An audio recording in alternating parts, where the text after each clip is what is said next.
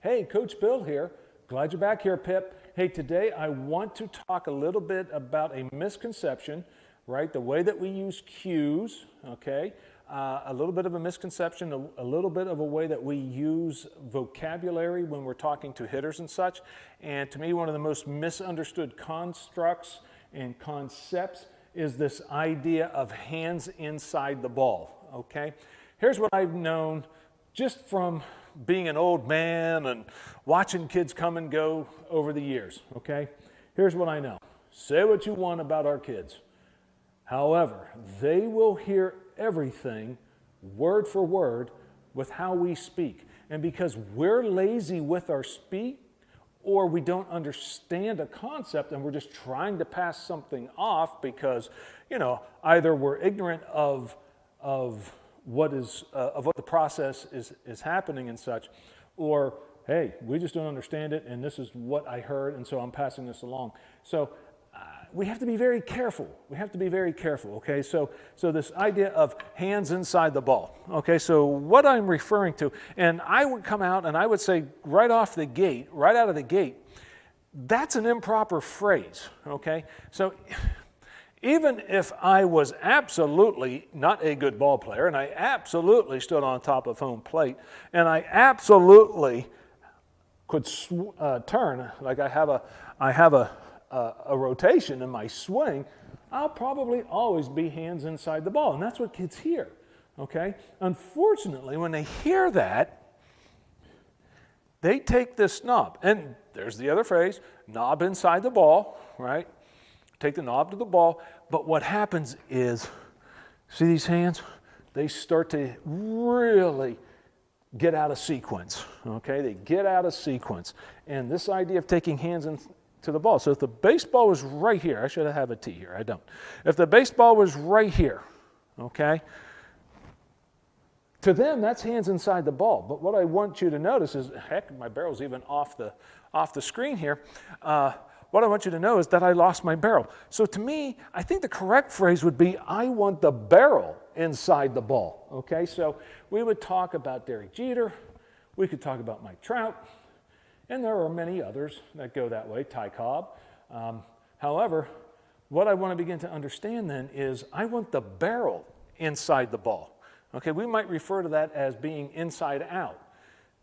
However, there are two ways that we can approach hitting, two main ways that we can approach hitting.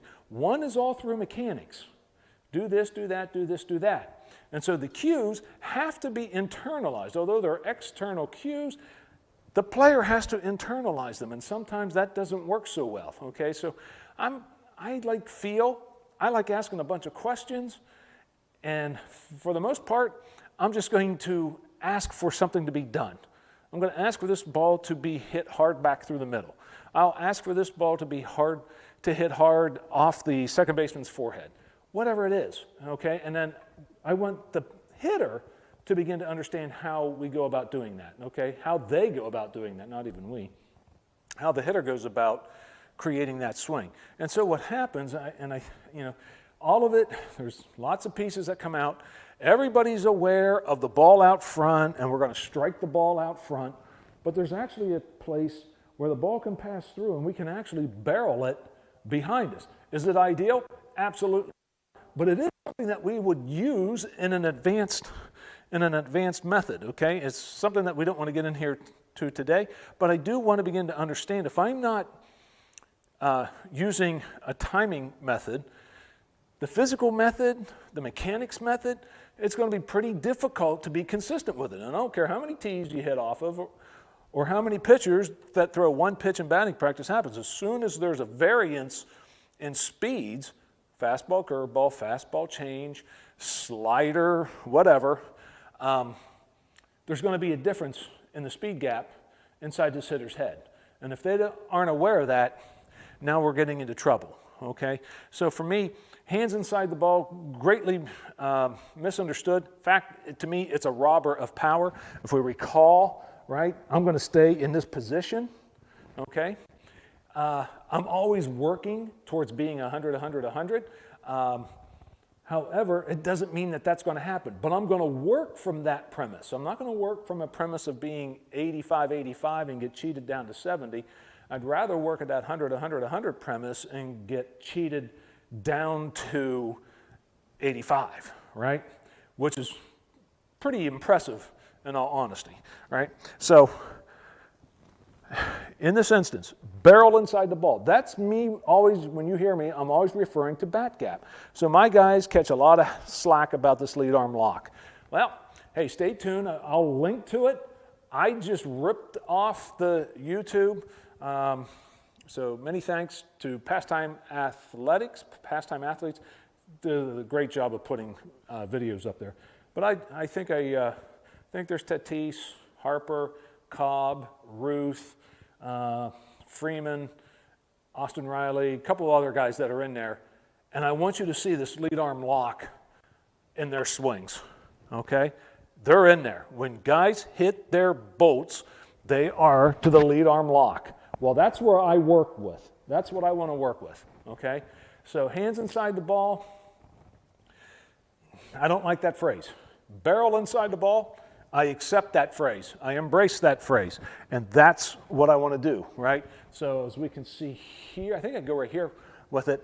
So when your hitter takes their gap, we've pulled the punch right here. I now have this gap between shoulder and the bat, and I'm just trying to hold that gap as long as I can.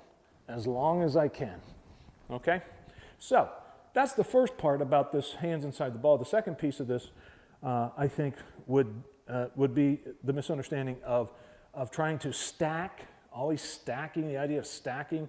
And for most players, and I've heard it been said, they want to stack head over hip over knee, okay? So it starts to look like this, okay? So we get this look to it. I'm not interested in my head over my hip, over my knee. What I am interested in are my hands, right? My hands over my hip, over my knee, okay? So when I begin my swing, my back hip is going to take the lead. My back hip is going to take the lead, okay? And there's going to be a little bit of a race to the ball, okay? Ideally, it's a tie, okay? So if I'm sinking correctly, hips will go, the hands have to catch up. Well, why is there a difference in time? Well, because we started lower, right? We're starting out of the middle. Okay, so there's a velocity that is there, but that velocity is going to ascend. And the more that I pull slack, the quicker that I can move this back hip, okay, right? It's going to move. Well, now this upper half's going to start to move, then the arms are going to start to move, and then my hands are going to move, right? So ideally, when I hit front hip lock, into the turn, it's right there, it's right there, it's right there. Some type of firming up to that, right? When I get there, boom, I'm going to want my hands to arrive at the same time that my hip arrives, okay? And so we do a lot of work on that. One of the things that you can work with, just in beginning to understand and barrel inside and such, hey, we're just coming up. We just take the my oh my approach again. So I start to feel very Albert Pujols-like, and I'm stopping. And I'm going to do 4 or 5 of those, and then I'm going to go to the 3/4 turn, okay? I'm going to hold it for a 3 count, a 2 count, okay? We'll do 4 or 5 of those, all right? So again, how we cue our athletes matters, okay? Hands inside the ball discussion, all right? And probably what I would say, so to answer some of your questions, people will say, hey, but that's a lead arm lock and you're casting. No, I'm not casting, right? I'm not casting. Casting would be me dumping the barrel out back, okay, probably spinning, causing me to do that. I agree, that is indeed casting. But if I get to here and I rotate, that barrel is definitely inside the baseball. It's definitely inside the baseball. Not only that, this position is much stronger than this position. You can't argue that. If you don't believe me, get your radar guns out, put the balls on the tee, just 5 and 5, all right? Just see what works there, okay? So you'll tell me, hey, it's a little bit longer in its route, and I'll agree, I'll shake my head yes. But remember, we're using a mnemonic, we're using right nows, we're not hunting everything, okay? We are hunting one thing, one pitch, one particular area, and we're going to get there relatively into that time frame, right? Maybe I'm a ball off, 1 or 2 balls off one way or the other, but it's still going to allow me to arrive there in a lockup and still hit the ball pretty solidly, okay? All right, that's a little bit of a discussion on hands inside the ball and a little bit of a discussion about stacking. If you have any comments, anything that you want to talk about, any questions regarding that, please go ahead, just leave them in the comments section. I will get to them, I will see them. If you thought this was worthwhile, please pass along. And if you could, please, hey, please subscribe. All right, talk to you soon.